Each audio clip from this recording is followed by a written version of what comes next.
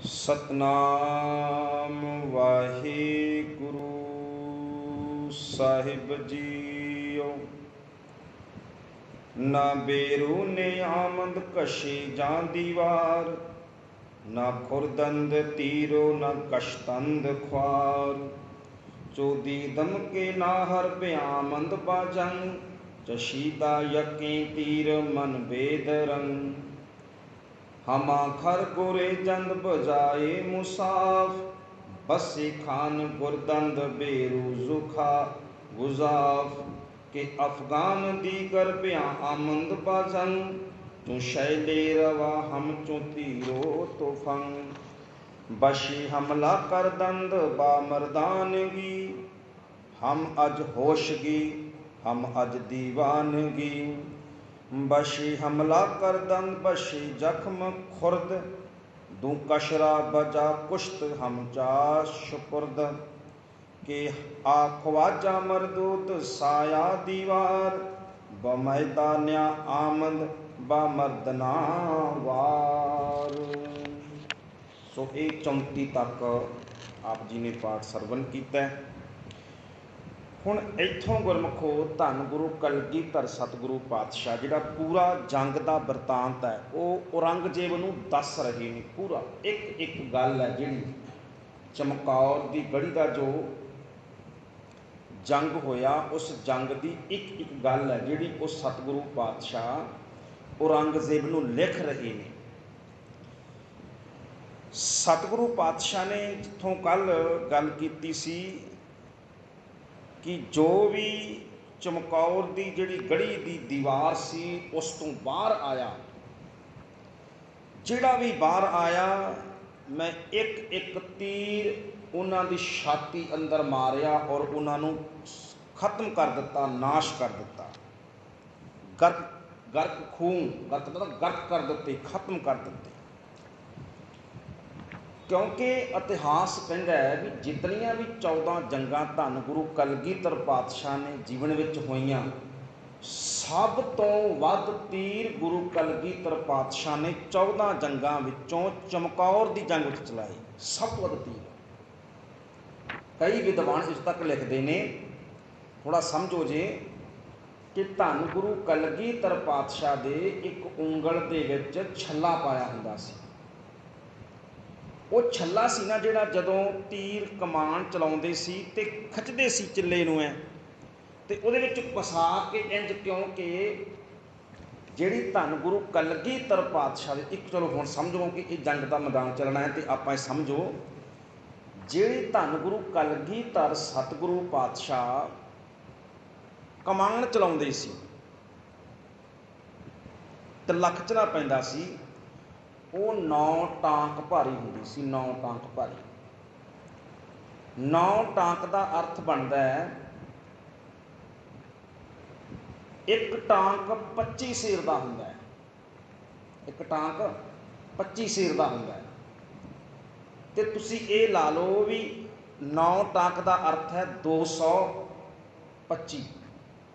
225 सेर कह लो, अजकल साडा किलो चलते हैं। 225 भाव 2.25 क्विंटल भार चुकण दे लई जिन्नी ताकत लगती है, इन्नी ताकत लगती सी धन गुरु कलगीधर पातशाह दे तीर सी जिहड़ा उहनूं चिल्ले कमान ते चढ़ाउण दे लई, इन्नी ताकत लगती सी। और इसे करके ही जदों हजूर साहब की धरती के उपर बहादुर शाह जिहड़ा है वो सतगुरु पातशाह के कोल बैठा है, जो वो जिहड़ा सी वो सतगुरु पातशाह के वो जख्म लग चुके ने, पठाणा ने पातशाह दे मार दिता सी खंजर, तो जख्म से जिहड़े वो ठीक हो गए सन। उस तो बाद जदों बहादुर शाह पातशाह के कोल बैठे ने तो सतगुरां दी कमान नूं देखिया सी ना बहादुर शाह के सैनिकां ने, ते की कहा सी धन गुरु कलगीधर पातशाह इन्नी वड्डी तीर कमान रखी है, कल्ली या चला भी लेंदे हो, क्योंकि सतगुरां दी कमान देख के हैरान हो गई सी भी इन्नी वड्डी ते ताकत वाली कमान किवें चलाउंदे होणगे। क्योंकि उहदे उत्ते चिल्ला चढ़ाउणा की हुंदा है, तीर नूं चुक के उहदे विच फिट करना, खिच के इंज वो पहला खिंचनी पैंदी है, खिच के फिर तीर फिट करना पैंदा विच। वो जो खिंचना पैंदा है ना, ਉਹਦੇ ਲਈ 9 टांक भार जिन्नी ताकत लगती सी। समझो जिन्नी कि 2.25 क्विंटल भार नूं खिੱਚਣ ਦੇ ਲਈ ताकत लगती है, उन्नी ताकत लगती सी धन गुरु कलगीधर पातशाह जी कमान के उपर चिल्ला चढ़ाउण दे। तो सब तो ਜਿਹੜੇ ਵੱਧ तीर है ਉਹ ਧੰਨ ਗੁਰੂ ਕਲਗੀਧਰ ਪਾਤਸ਼ਾਹ ਨੇ ਆਪਣੀ ਜ਼ਿੰਦਗੀ ਦੀਆਂ 14 ਜੰਗਾਂ ਵਿੱਚੋਂ ਸਭ ਤੋਂ ਵੱਧ ਤੀਰ ਚਮਕੌਰ ਦੀ ਗੜੀ ਚਲਾਈ। ਔਰ ਇੱਕ ਬੇਨਤੀ ਹੋਰ ਸਮਝੋ, ਚਮਕੌਰ ਦੀ ਗੜੀ ਵਿੱਚ ਜਿਹੜੀ ਸ਼ੁਰੂਆਤ ਹੈ ਨਾ ਤੀਰ ਚਲਾਉਣ ਦੀ ਸਿੱਖਾਂ ਦੇ ਵੱਲੋਂ ਜਾਂ ਸਿੱਖ ਫੌਜਾਂ ਦੇ ਵੱਲੋਂ, ਉਹ ਸਿੱਖਾਂ ਨੇ ਨਹੀਂ ਕੀਤੀ, ਗੁਰੂ ਕਲਗੀਧਰ ਪਾਤਸ਼ਾਹ ਨੇ ਖੁਦ ਕੀਤੀ। ਸਿੱਖਾਂ ਨੇ ਸ਼ਸਤਰ ਬਾਅਦ ਚਲਾਉਣਾ ਸ਼ੁਰੂ ਕੀਤੇ, ਪਹਿਲਾਂ ਸ਼ੁਰੂਆਤ ਤੀਰਾਂ ਤੋਂ ਹੁੰਦੀ ਹੈ ਤੇ तीर चलाउण की शुरुआत है वो कलगीधर पातशाह ने खुद की चमकौर की गढ़ी दे विच। अच्छा, जी गल मैं कहनी चाहता सी, कहते ने कि वो एक उंगली च छल्ला पाया हुंदा सी ते वो छल्ले खिੱਚਣ च मदद करता सी जो तिला चढ़ाउणा हुंदा सीगा। ते ज्ञानी ज्ञान सिंह तवारी खालसा विच भी लिखते हैं, होर विद्वान भी लिखते हैं कि इन्ने तीर चलाए धन गुरु कलगीधर सतगुरु पातशाह ने चमकौर की गढ़ी कि जेड़ा उंगली से सोज आ गई, सोज कहना भी सोज सुज जाती है उंगली, सोज आ गई। और जो छल्ला सी वो धन गुरु कलगीधर पातशाह की उंगल दे विच पूरी तरह खुप गया सी अंदर तक, भाव कि इन्ने तीर चलाए और इन्ने जोश के नाल धन गुरु कलगीधर पातशाह ने तीर चलाए। तो इत्थे सतगुरु पातशाह फिर उही जिहड़ी हाल बयान वो कर रहे ने इस समय। पातशाह कहंदे ने चोबे रूनिया आमद कशे जा दीवार, ना खुरदंद तीरो ना गशतंद ख्वार। सतगुरु पातशाह कहंदे कहन लगे औरंगजेब ना बेरो न्यामद ना कोई बाहर आया। जदों पातशाह कहंदे जेड़ा भी ओट तो चमकौर दे किले दी दीवार तो बाहर आया उहनूं मैं पार बला दिता, नाश ਉਹਨੂੰ मैं गर्क कर दिता। फिर पातशाह कहते दोबारा ना बेरू न्या आमद ना कोई बाहर आया, कशे जा दीवार उस दीवार तो बाहर, उस दीवार दे लोके सारे ओले और उस ओले तो बाहर कोई नहीं आया। ना खुरदंद तीरो ना गशतंद ख्वार। ते पातशाह कहते ना खुरदंद तीरो ते फिर ना उन्होंने तीर खाते, भाव तीर भी नहीं वजे क्योंकि सामने कोई नहीं आया। धन गुरु कलगीधर पातशाह के हाथ तीर कमान दे के दुश्मन के फौज के जरनैल सन जेड़े वो चमकौर गढ़ी दियां कंधां दे ओले लुक गए ते कोई भी सामने ना आया। ना खुरदंद तीरों, पातशाह कहते सामने नहीं आए, फिर ना उन्होंने तीर खादा, ना गशतंद ख्वार ते ना वो ख्वार होए, ना उन्होंने मौत मिली। अगला बच्चा चोदी दमके ना हर ब्या आमद बाजंग, चशीदा यके तीर मन बेदरंग। तो पातशाह कहते जदों नार खां चुदीदम मैं देखिया, चुदीदम का की अर्थ है मैं देखिया कि नाहर नार खान ब्या आमद बा जंग उन्हें आमद की जंग दे मैदान दे विच। ये नार खान कौन है जी? ये नार खान नवाब मरेर कोटलीए शेर मुहम्मद खान का वड्डा भरा है। ध्यान दो जिहड़ा नवाब मरेर जिन्हें अपना हाँ का नारा मारिया सी। वैसे तो साडे सिखां नूं क्योंकि अद्धी की गल सानूं सुन के बड़ा आनंद आउंदा है और पूरी गल असीं सुनते ही नहीं। नार खां इहदा भरा सी और ये चमकौर की गढ़ी गुरु कलगीधर पातशाह के हथों मारिया गया सी। और शेर मुहम्मद खान जिन्हें हाँ का नारा मारिया, ਉਹਦੇ ਹਾਂ ਦੇ नारे मारन दे पिछे भी कोई बहुत ही पवित्र भावना नहीं सी। सरसा दे किनारे तो जंग लड़द्यां लड़द्यां, क्योंकि जिहड़ा ये शेर मुहम्मद मेरे कोटली है, जिहड़ी सरसा दे किनारे जंग हुई, सरसा दे किनारे जंग दो थां दे उत्ते हुंदी है।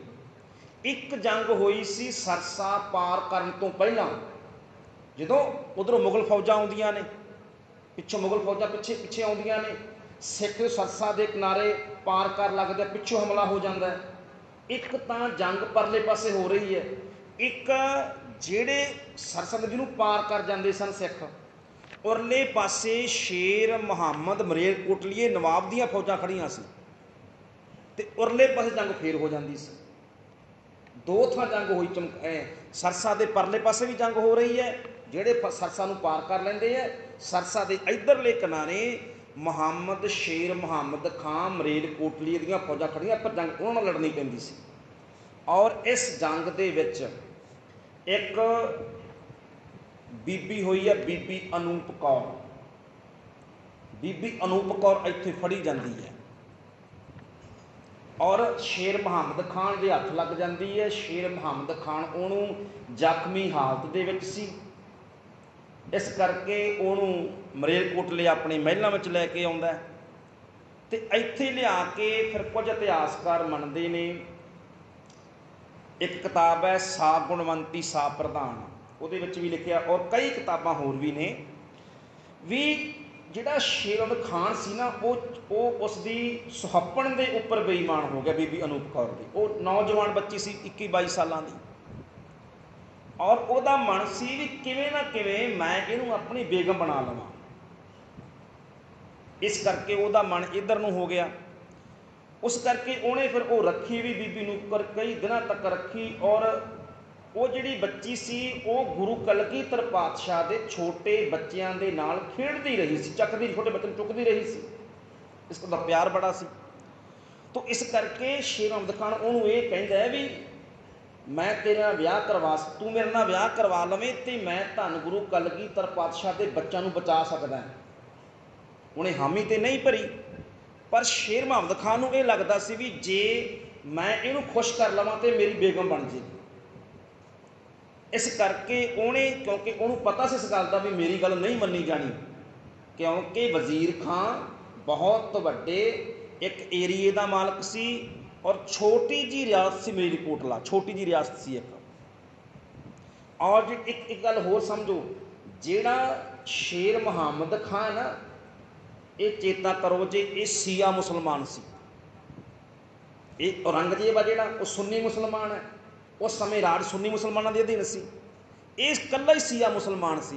इस करके यदी गलबात सिया होने करके भी, और छोटी राज इस करके सुनी बहुती नहीं सी जाती, इनू पता सी गल नहीं सुनी जानी मेरी, पर इन्हें एक कई इदा करके भी एक तो नहीं सुनी जानी, इस करके आप अपनी गल कह दो, इन्हें कह दी। और दूसरा इनू ये भी सी भी जाके मैं बीबी अनूप कौर नूं कहांगा भी देख मैं बहुत मेहनत की, मैं तो इन्नी की भी मैं भरे दरबार छड्ड के आ गया, मैं तो इन्ना ही कर सकता सी ना, गल तो ना मेरी मनी नहीं, पर देख मैं इन्नी हिम्मत की गुरु साहब के बच्चों को बचाने की खातर, मैं भरिया दरबार छड्ड के आ गया।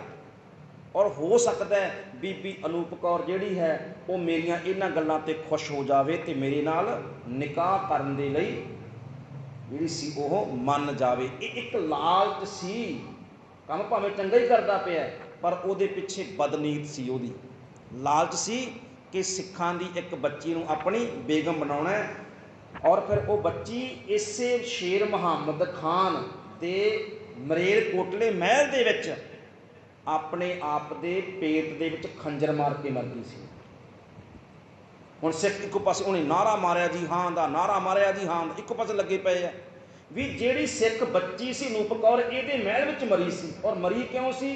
क्योंकि उन्होंने ये डर सी भी गुरु के बच्चे शहीद हो चुके ने, सिखां दा कोई पता नहीं, इन्हें धक्के नाल मेरे नाल निकाह करना है, और मैं गुरु कलगीधर पातशाह की बेटी हाँ, अमृतधारी हाँ, मैं इस मुसलमान नूं अपने शरीर नूं हत्थ भी नहीं लाउण देना। खंजर मार के मर गई ये महल के विच ही। और सिखां साडे सिखां की हालत इदां दी है कि मलेरकोटले शेर मुहम्मद खान की याद विच गुरद्वारा हां दा नारा बनाई बैठे है, पर बीबी अनूप कौर की एक भी याद नहीं बना सकी, एक भी याद नहीं बनी बीबी अनूप कौर की, जदों कि वो बच्ची उत्थे शहीद हुई इस ये करके हुई शेर मुहम्मद खान। तो खैर चलो ये वक्री गल सी।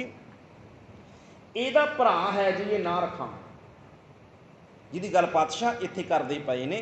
नार खां ਝੁੱਦੀ ਦਮਕੇ ਨਾ ਹਰ, ਜਦੋਂ ਮੈਂ ਦੇਖਿਆ ਨਾਰ ਖਾਨ ਬਿਆਂ ਆਮਦ ਬਾ ਜੰਗ, ਜੰਗ ਦੇ ਮੈਦਾਨ ਵਿੱਚ ਆ ਗਿਆ। ਚਸ਼ੀਦਾ ਯਕੇ ਤੀਰ ਮਨ ਬੇਦਰੰਗ, ਤੇ ਉਹਨੇ ਵੀ ਫਿਰ ਮੇਰੇ ਤੀਰ ਦਾ ਸਵਾਦ ਚੱਖਿਆ। ਕਿਹਨੇ? ਨਾਰ ਖਾਨ ਨੇ। ਇਹ ਧਿਆਨ ਦਿਓ, ਤਿੰਨ ਜਦੋਂ ਜੰਗ ਸ਼ੁਰੂ ਹੋ ਜਾਂਦੀ ਹੈ ਨਾ, ਤਿੰਨ ਜਰਨੈਲ ਸਭ ਤੋਂ ਪਹਿਲਾਂ ਆਉਂਦੇ ਨੇ ਚਮਕੌਰ ਦੀ ਜੰਗ। ਇੱਕ ਗਣੀ ਖਾਨ ਆਉਂਦਾ, ਇੱਕ ਖਵਾਜਾ ਮਹਿਦੂਦ, ਇਹਨੂੰ ਸਤਿਗੁਰੂ ਪਾਤਸ਼ਾਹ ਅੱਗੇ ਮਰਦੂਦ ਲਿਖਦੇ ਆ, ਤੇ ਤੀਜਾ ਸੀ ਇਹ ਨਾਰ ਖਾਂ। ਇਹਨਾਂ ਤਿੰਨਾਂ ਨੇ ਕਿਹਾ ਵੀ ਅਸੀਂ ਚਮਕੌਰ ਦੀ ਗੜੀ ਨੂੰ ਪਾਸੇ ਤੋਂ ਪੌੜੀਆਂ ਲਾ ਕੇ ਉੱਪਰ ਚੜ੍ਹਦੇ ਹਾਂ, ਤੇ ਉੱਪਰ ਪੌੜੀਆਂ ਲਾ ਕੇ ਚੜ੍ਹ ਕੇ ਤੇ ਅਸੀਂ ਦਰਵਾਜ਼ਾ ਖੋਲ੍ਹ ਦਿਆਂਗੇ, ਫੌਜਾਂ ਅੰਦਰ ਵੜ ਜਾਣਗੀਆਂ, ਜੰਗ ਜਿੱਤ ਲਾਂਗੇ। ਤੋ ਇਹ ਤਿੰਨ ਸਾਹਮਣੇ ਆਏ, ਗਣੀ ਖਾਂ ਇੱਕ, ਦੂਸਰਾ ਨਾਰ ਖਾਂ, ਤੀਜਾ ਖਵਾਜਾ ਮਹਿਦੂਦ। ਇਹਨੂੰ ਮਰਦੂਦ ਲਿਖਿਆ ਧੰਨ ਗੁਰੂ ਪਾਤਸ਼ਾਹ ਨੇ ਅੱਗੇ। ਤੋ ਇੱਥੇ ਗੱਲ ਕਰਦੇ ਨੇ ਪਹਿਲੇ ਦੀ, ਨਾਰ ਖਾਂ ਦੀ। ਨਾਰ ਖਾਂ ਪੌੜੀ ਲਾ ਕੇ ਉੱਪਰ ਚੜ੍ਹਨ ਦਾ ਯਤਨ ਕਰਦਾ। ਪਹਿਲਾਂ ਤੀਰ ਮਾਰੇ, ਆਪਾਂ ਗਣੀ ਖਾਨ ਦੇ ਗੁਰਜ ਮਾਰਿਆ ਔਰ ਨਾਰ ਖਾਂ ਦੇ ਤੀਰ ਮਾਰਿਆ ਪਾਤਸ਼ਾਹ ਨੇ। ਝੁੱਦੀ ਦਮਕੇ ਨਾ ਹਰ ਬਿਆਂ ਆਮਦ ਬਾ ਜੰਗ, ਚਸ਼ੀਦਾ ਯਕੇ ਤੀਰ ਮਨ ਬੇਦਰੰਗ, ਤੇ ਇੱਕ ਤੀਰ ਮੈਂ ਉਹਦੇ ਮੱਥੇ 'ਚ ਮਾਰਿਆ ਨਾਰ ਖਾਂ ਦੇ। ਪਾਤਸ਼ਾਹ ਕਹਿੰਦੇ ਉਹਨੇ ਮੇਰੇ ਤੀਰ ਦਾ ਸਵਾਦ ਚੁੱਕਿਆ, ਭਾਵ ਕਿ ਉਹ ਵੀ ਮਾਰਿਆ ਗਿਆ। ਅਗਲਾ ਬਚਨ, ਹਮਾ ਖਰ ਗੁਰੇ ਜੰਦ ਬਜਾਏ ਮੁਸਾਫ, ਬਸੇ ਖਾਨ ਗੁਰਦੰਦ ਬੇਰੂਜ਼ ਗੁਜ਼ਾਫ। ਪਾਤਸ਼ਾਹ ਕਹਿੰਦੇ ਅਬ ਹਮਾਖਰ, ਆਖਰ ਨੂੰ, ਗੁਰੇ ਜੰਦ ਦੌੜੇ ਭੱਜੇ, ਬਜਾਏ ਮੁਸਾਫ ਯੁੱਧ ਦੇ ਮੈਦਾਨ ਵਿੱਚੋਂ, ਬਸੇ ਖਾਨ ਗੁਰਦੰਦ ਬੇਰੂ ਗੁਜ਼ਾਫ। ਪਾਤਸ਼ਾਹ ਕਹਿੰਦੇ ਨੇ ਆਖਰਕਾਰ ਬਹੁਤ ਸਾਰੇ ਐਸੇ ਸੂਰਮੇ ਸਨ ਜਿਹੜੇ ਪਿੱਛੇ ਨੂੰ ਭੱਜ ਬੈਠੇ। ਫਿਰ ਜਦੋਂ ਤੀਰ ਪਿਆ, ਨਾਰ ਖਾਂ ਡਿੱਗਿਆ ਧਰਤੀ ਦੇ ਉੱਤੇ, ਗਣੀ ਖਾਂ ਡਿੱਗਿਆ ਧਰਤੀ ਦੇ ਉੱਤੇ, ਤੇ ਪਾਤਸ਼ਾਹ ਕਹਿੰਦੇ ਫਿਰ ਔਰੰਗਜ਼ੇਬ ਵੱਡੇ ਵੱਡੇ ਸੂਰਮੇ ਪਿੱਛੇ ਨੂੰ ਭੱਜ ਤੁਰੇ, ਪਿੱਛੇ ਨੂੰ ਮੁੜ ਪਏ, ਦੌੜੇ ਭੱਜੇ। ਗੁਰੇ ਜੰਦ ਆਖਰ ਨੂੰ ਦੌੜੇ ਭੱਜੇ ਦੇ ਮੈਦਾਨ ਦੇ ਵਿੱਚੋਂ, ਬਸੇ ਖਾਨ ਜਿਹੜੇ ਖਾਨ ਗੁਰਦੰਦ ਬਾਹਰ ਬੈਠੇ, ਬੇਰੂ ਗੁਜ਼ਾਫ ਜਿਹੜੇ ਬਾਹਰ ਬੈਠੇ ਬਹਾਦਰੀ ਦੀਆਂ ਸ਼ੇਖੀਆਂ ਮਾਰਦੇ ਸੀ, ਜਿਹੜੇ ਬਾਹਰ ਬੈਠੇ ਗੱਪਾਂ ਮਾਰਦੇ ਸੀ, ਬਹਾਦਰੀ ਦੀਆਂ ਗੱਲਾਂ ਕਰਦੇ ਸੀ। ਜਦੋਂ ਤੇਰੇ ਦੋ ਜਰਨੈਲ ਧਰਤੀ ਤੇ ਡਿੱਗਦੇ ਵੇਖੇ ਤੇ ਇਹ ਸਾਰੇ ਸ਼ੇਖੀਆਂ ਮਾਰਨ ਵਾਲੇ, ਗੱਪਾਂ ਮਾਰਨ ਵਾਲੇ ਸਾਰੇ ਪਿੱਛੇ ਨੂੰ ਭੱਜ ਤੁਰੇ। ਕਿ ਅਫਗਾਨ ਦੀ ਗਰਬਿਆਂ ਆਮਦ ਬਾ ਜੰਗ, ਜੋ ਸ਼ੈਲੇ ਰਵਾ ਹਮ ਚੋ ਤੀਰੋ ਤੋਂ ਫੰਗ। ਸਤਿਗੁਰੂ ਪਾਤਸ਼ਾਹ ਕਹਿੰਦੇ ਫਿਰ ਇੱਕ ਪਠਾਨ ਆਇਆ ਜੰਗ ਦੇ ਮੈਦਾਨ ਵਿੱਚ, ਕਿ ਅਫਗਾਨ ਦੀ ਗਰ ਬਿਆਂ ਆਮਦ ਬਾ ਜੰਗ, ਜੋ ਸ਼ੈਲੇ ਰਵਾ ਹਮ ਚੋ ਤੀਰੋ ਤੋਂ ਫੰਗ। ਜਦੋਂ ਇੱਕ ਅਫਗਾਨ ਜੰਗ ਦੇ ਮੈਦਾਨ ਵਿੱਚ ਆਇਆ, ਤੂੰ ਛੈਲੇ ਰਵਾ ਤੇਜ਼ੀ ਦੇ ਨਾਲ, ਛੈਲੇ ਰਵਾ ਦਾ ਕੀ ਅਰਥ ਹੁੰਦਾ? ਹਵਾ ਦੀ ਤੇਜ਼ੀ ਦੇ ਨਾਲ ਆਇਆ। ਹਮ ਚੂ ਤੀਰੋ ਤੁਫੰਗ, ਤੇ ਸਤਿਗੁਰੂ ਪਾਤਸ਼ਾਹ ਕਹਿੰਦੇ ਉਹ ਵੀ ਉਹਨੇ ਫਿਰ ਤੀਰ ਤੁਫੰਗ ਚਲਾਉਣੇ ਸ਼ੁਰੂ ਕਰ ਦਿੱਤੇ। ਬਸੇ ਹਮਲਾ ਕਰ ਦੰਦ ਬਾ ਮਰਦਾਨਗੀ, ਬਾ ਮਰਦਾਨਗੀ ਦਾ ਅਰਥ ਹੁੰਦਾ ਮਰਦਾਂ ਦੇ ਵਾਂਗ, ਬੜੀ ਬਹਾਦਰੀ ਦੇ ਨਾਲ। ਪਾਤਸ਼ਾਹ ਕਹਿੰਦੇ ਬਸੇ ਹਮਲਾ ਕਰ ਦੰਦ, ਬੜੇ ਹਮਲੇ ਕੀਤੇ ਉਹਨੇ ਬੜੇ ਹਮਲੇ ਕੀਤੇ ਬਹਾਦਰੀ ਦੇ ਨਾਲ। ਹਮ ਅੱਜ ਹੋਸ਼ ਕੀ, ਕੁਝ ਹੋਸ਼ ਦੇ ਨਾਲ ਕੀਤੇ, ਸਿਆਣਪ ਨਾਲ ਕੀਤੇ ਕੁਝ ਹਮਲੇ। ਹਮ ਅੱਜ ਦੀਵਾਨਗੀ, ਦੀਵਾਨਗੀ ਦਾ ਅਰਥ ਹੈ ਹੋਸ਼ਾਪਣ, ਕਾਹਲੀ ਦੇ ਨਾਲ ਕਈ ਹਮਲੇ ਉਸ ਪਠਾਨ ਨੇ ਬੜੀ ਸਿਆਣਪ ਦੇ ਨਾਲ, ਬੜੀ ਹੋਸ਼ ਨਾਲ ਕੀਤੇ, ਤੇ ਕਈ ਹਮਲੇ ਝੱਲਪੁਣੇ ਦੇ ਵਿੱਚ ਬੜੀ ਤੇਜ਼ੀ ਦੇ ਨਾਲ ਕਰ ਦਿੱਤੇ। ਬਸ਼ੇ ਹਮਲਾ ਕਰ ਦੰਦ ਬਸ਼ੇ ਜ਼ਖਮ ਖੁਰਦ, ਕਈ ਹਮਲੇ ਕੀਤੇ। ਬਸੇ ਹਮਲਾ ਕਰ ਦੰਦ, ਕਈ ਹਮਲੇ ਕੀਤੇ ਉਹਨੇ ਸਾਡੇ ਉੱਤੇ। ਬਸੇ ਜ਼ਖਮ ਖੁਰਦ, ਤੇ ਕਈ ਜ਼ਖਮ ਵੀ ਖਾਧੇ, ਕਈ ਫੱਟ ਵੀ ਲੱਗੇ ਉਹਨੂੰ, ਉਸ ਪਠਾਨ ਨੂੰ। ਚੂ ਕਸ਼ਰਾ ਬਜਾ ਕੁਸ਼ਤ ਹਮ ਚਾ ਸਪੁਰਦ, ਕਹਿਣ ਲੱਗੇ ਉਹਨੇ ਸਾਡੇ ਕਈ ਸਿਪਾਹੀ ਸਨ ਜਿਹੜੇ, ਪਾਤਸ਼ਾਹ ਕਹਿੰਦੇ ਕਈ ਮੇਰੇ ਸਿੱਖ ਵੀ ਮਾਰ ਦਿੱਤੇ ਉਹਨੇ, भाव कि इत्थे वो जिहड़ा अफगान चढ़ के आया उन्हें कुछ मेरे साडे आदमी भी मार दिते, उन्होंने मिट्टी दे विच मिला दिता। सपुरद करना हुंदा मिट्टी च मिला देना कि आ ख्वाजा मरदूद साया दीवार। आ है ख्वाजा, इनू मरदूद लिखे है। मरदूद का अर्थ असल इहदा नाम सी ख्वाजा महदूद। नाम की इहदा ख्वाजा महदूद अली, ख्वाजा महदूद अली सी। मरदूद का अर्थ हुंदा डरपोक। मरदूद का की अर्थ हुंदा जी? डरपोक, कायर। तो पातशाह की लिखते हैं इत्थे ख्वाजा महदूद नहीं लिखते, की लिखते हैं ख्वाजा मरदूद, डरपोक ख्वाजा। वो डरपोक लिखते हैं। क्यों डरपोक लिखते हैं? देखो एक वचन होर समझो, जेड़े भावें दुश्मन ने, भावें दुश्मन ने, हुण सतगुरु पातशाह कहते औरंगजेब तेरा एक पठान आया, उन्हें साडे ते बड़े हमले किए, मेरे कई सिखां नूं शहीद कर दिता, लड़िया बड़ी बहादरी नाल, कई बड़ी सियाणप नाल हमले किए, कई हमले बड़ी तेजी नाल कीते, धड़पण नाल भी कीते। हुण ओहदी पातशाह बहादुर दे गुणगान कर रहे हैं ना, है भावें दुश्मन है, दुश्मन है, पर जे दुश्मन भी लड़ रहे हैं बहादरी दे नाल ते गुरु कलगीधर पातशाह ओहदी गल भी कर रहे ने। दूजे पासे पातशाह कहते कि आ ख्वाजा मरदूद साया दीवार, पर कहन लगे एक तेरा ख्वाजा मरदूद, ख्वाजा मतलब डरपोक आया तेरा ख्वाजा महदूद, डरपोक सी ओह, साया दीवार जेड़ा कहन लगे दीवार दे पिछे ही लुकिया रहा, कंध दे ओले ही लुकिया रहा। की कहते ने बबैदा नियामंद बमर्दना वार। पातशाह कहते बहादरां दे वांग वो जंग दे मैदान विच सामने नहीं आ सकिया।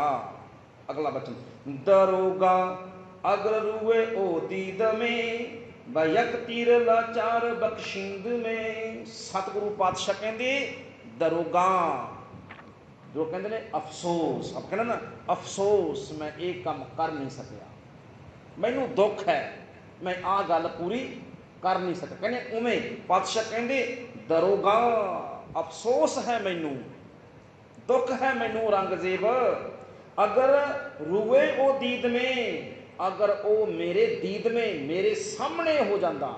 कौन? ख्वाजा महदूद, जे मेरे सामने हो जाता। भयंक तीर लाचार बख्शिंद में। पातशाह कहते मैं एक तीर ख्वाजा मरदूद नूं भी बख्श देना सी, भाव के उन्होंने भी खत्म कर देना सी। पर औरंगजेब वो मरदूद सी, वो डरपोक सी, वो मेरे सामने नहीं आ सकिया। जे मेरे सामने आ जाता एक तीर मैं उन्होंने बख्श दिंदा, भाव उन्होंने भी खत्म कर दिंदा। हमा खर बसे जख्म तीरो तो फंग, दशुए बसे कुश्ता सदबेद रंग। पातशाह कहते हमा खर आखर नूं, बसे जख्म तीरो तफंग, तीरां दे तफंग बंदूखां दे जख्म खा खा के। पातशाह कहते दसुए बसे कुश्ता सुदबेद रंग, दोहां पासियां दे ही, भाव के सिखां दे भी और दुश्मन दियां फौजां दे भी, दोनों दसूए दोनों पासियां दे बसे कुश्ता, कुश्ता की हुंदा मारे जाने, खत्म हो जाने, सूदबेद रंग बहुत सारे। पातशाह कहते फिर बहुत सारे दोनों पासियां दे ही जेड़े सन सैनिक सिपाही मारे गए। बसे बार बारीद तीरो तो फंग, जिमी गश्त हम चू गुले लाल रंग, गुले लाल रंग। पातशाह उदाहरण देंगे की कहते हैं बसे बार बारीद तीरो तो फंग, कह लगे जदों तीरां दी बंदूखां दी गोलियां दी बौछाड़ हुई, मीह वर गया, वर्खा हो गई। बारीद का की अर्थ है? बारीद बरखा होनी, मीह वर जाना। कह लगे औरंगजेब फिर चमकौर के मैदान दे विच तीरां दी बरखा हो गई, तीरां दी बौछाड़ हो गई। जमी कश्त जमीन रंगी गई। निगश्त का की अर्थ है? जमीन मैदान रंगिया गया, धरती रंगी गई। हमचू गुले लाल रंग, गुले लाल का की अर्थ होंगे पोस्त दे फुल, गुले लाल का की अर्थ है? पोस्त दे फुल। ਜਿਵੇਂ ਪੋਸਤ ਦੇ ਫੁੱਲਾਂ ਦੇ ਨਾਲ ਧਰਤੀ ਰੰਗੀ ਜਾਂਦੀ ਹੈ, ਇਸੇ ਤਰ੍ਹਾਂ ਦੇ ਨਾਲ ਪਾਤਸ਼ਾਹ ਕਹਿੰਦੇ ਚਮਕੌਰ ਦੇ ਮੈਦਾਨ ਦੀ ਧਰਤੀ ਸੂਰਮਿਆਂ ਦੇ ਖੂਨ ਦੇ ਨਾਲ ਰੰਗੀ ਗਈ। ਸੋ ਸਮੇਂ ਦੀ ਸਮਾਪਤੀ ਹੈ ਜੀ। ਸਤਿਗੁਰੂ ਪਾਤਸ਼ਾਹ ਕਿਰਪਾ ਕਰਨ 37 ਨੰਬਰ ਤੱਕ ਜਿਹੜੀ ਇਹ ਵਿਚਾਰ ਹੈ ਇਹ ਹੋਈ ਹੈ। ਇਸ ਤੋਂ ਅਗਲੇ ਵਿਚਾਰ ਆਪਾਂ ਕੱਲ੍ਹ ਨੂੰ